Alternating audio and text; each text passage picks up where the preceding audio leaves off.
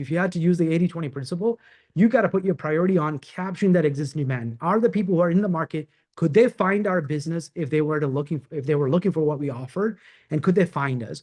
Second problem is, okay, if they're not actively looking, do I know who those companies are?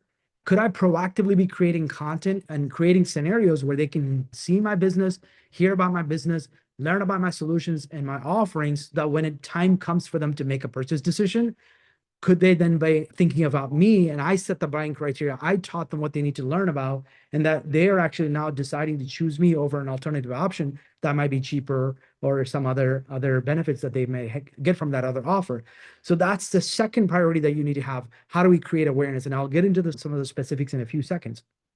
And then the other side is, as the leads are generated, as you're starting to get inquiries come in, you got to have systems and processes in place to now segment those people and properly nurturing those relationships, right? Because you have leads that are coming in, you have to know, hey, depending on the kind of companies that you're selling to, the type of persona that you sell to, the products that you're selling, the different problems that they're trying to solve for, you have to make sure that you're properly segmenting them based on where they are in the customer journey, and properly segment those people and nurture them across multiple different channels. You want to be present across multiple channels.